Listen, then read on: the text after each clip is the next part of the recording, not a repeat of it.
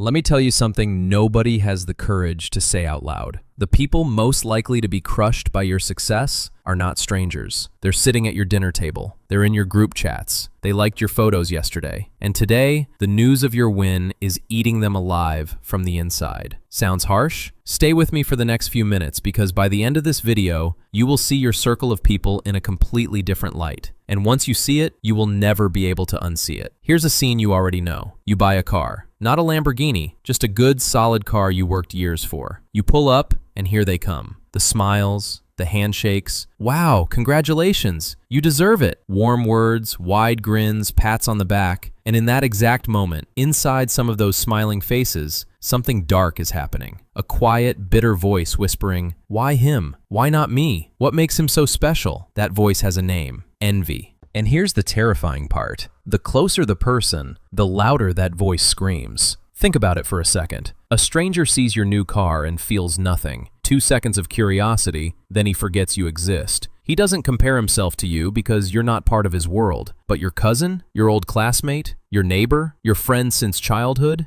they can't not compare because you started from the same place. Same streets, same schools, same starting line. And now you've pulled ahead, and your success becomes a mirror in which they see everything they haven't done, every risk they didn't take, every year they wasted. And people don't hate you for your car. They hate the reflection of themselves that your car shows them. This is why psychologists have known for decades. Envy doesn't travel long distances. Nobody seriously envies a billionaire on a yacht. He's too far away. He's like a character from a movie. We envy the person one step ahead of us. The coworker who got the promotion. The friend who bought the apartment. The brother whose business took off. Envy is always local. Envy always lives next door. And now let me ask you the uncomfortable question. When was the last time someone from your inner circle genuinely, sincerely celebrated your win? With no but, no dark joke, no cold pause before the congratulations. Go on, remember, I'll wait. Hard, isn't it? Because here's what usually happens instead. You share good news, and you get one of 3 reactions. Reaction 1, the devaluation. An apartment? Nice. Although the prices right now, honestly, you probably overpaid. Reaction 2, the dark prophecy. New business is doing well? Careful. Most of them collapse in the first year. Reaction 3, the most poisonous one, the silence. You post your achievement, and the people who comment on every meme, every cat photo, every random sunset suddenly go quiet. That silence is not indifference. That silence is a scream. And notice, none of these people will ever attack you openly. That's the thing about envy. It never shows its real face. Envy always wears a mask, and the mask is politeness. In your eyes, they're happy for you. Behind your back, a different story entirely. Yeah, he bought a car, probably drowning in loans. She got promoted? We all know how women get promoted. Their renovation is nice, but honestly, the taste is questionable. The same mouth that kisses your cheek at family dinner tells the whole village you've gotten arrogant. The same friend who toasts to your health at your table dissects your failures with pleasure at someone else's. This two-faced theater is as old as humanity itself. And your family, brace yourself, is often the main stage. We're taught from childhood that family is a safe harbor, that blood is thicker than water, that relatives want the best for you. And for some people, that's true. But here's the pattern thousands of successful people describe, almost word for word. The higher they climbed, the colder the family dinners became. Because in every family there is a hidden hierarchy. Invisible, unspoken, but iron solid. Everyone has a place. And the moment you break out of your assigned place, you break the whole system. The uncle who was always the successful one suddenly isn't. The parents who predicted you'd fail now have to explain to themselves why you didn't. Your success doesn't just change your life. It forcefully rewrites the story every relative tells about themselves. And people never forgive you for that. That's why family envy hurts differently. A stranger's envy is a mosquito bite. A brother's envy is a knife you never saw coming because you weren't guarding that direction. And then there's the special category, old classmates and acquaintances. These are people who knew you when you were nobody. And in their heads, you are frozen in that version forever. You were the quiet kid in the third row, so who gave you the right to become someone? When you show up at a reunion with a good car and a good life, you're not just showing success. In their eyes, you're breaking the rules. I remember him failing math and now he's teaching me about life. They don't see your 10 years of grinding, your sleepless nights, your failures, your debts, your fear. They see only the finish line, and it feels unfair to them because they skipped the whole movie and only saw the final scene. Here's the psychology underneath all of it, and it's brutally simple. Humans measure their worth through comparison, not through absolute numbers, through comparison with the people around them. Scientists proved this with a famous finding. Most people would rather earn $50,000 in a world where everyone earns $25,000 than earn $100,000 in a world where everyone earns $200,000. Read that again. People will literally choose to be poorer as long as they're richer than their neighbors. That is the engine of envy. Your win, with mathematical precision, becomes their loss. Not in reality, in their heads. But people live in their heads. There's an old image for this, the bucket of crabs. You never need a lid on a bucket of crabs, because the moment one crab starts climbing out, the others grab it and drag it back down. Not because they need that crab, but because if I can't get out, neither can you. Now look at your environment carefully. The jokes that sting a little too precisely. The friendly advice that always somehow talks you out of your ambitions. Why do you need that risk? Be realistic. People like us don't do things like that. That's not care, that's claws. Soft, smiling, wrapped in concern, but claws, pulling you back into the bucket. So what do you do with all this? 3 things, and they will change how you move through life. First, stop expecting applause from the people nearby. 90% of them are physically incapable of giving it. Your success presses on their wound. Don't hate them for it. Envy is a reflex most people never learn to control, but stop waiting for their approval. You'll wait forever. Second, learn to stay quiet. There's ancient wisdom in this. Money loves silence, and happiness loves silence too. Every achievement you announce is free ammunition you hand out to people who will fire it back at you. Share your wins with the 2 or 3 people who have proven, not promised, that they can be happy for you. For everyone else, you're doing fine, nothing special. And third, the most important one, when you feel that cold breath of envy behind your back, remember what it actually means. Nobody envies losers. Nobody gossips about people going nowhere. Nobody feels a sting watching someone who has nothing. Envy is the one compliment people pay you against their own will. It's the most honest signal in your life. You're moving, you're growing, you're becoming someone they secretly wish they were. So the next time they smile at you through gritted teeth, smile back, sincerely, because you can afford a real smile, and they can't. If this hit home, you know what to do. And remember, the strongest response to envy is your next win.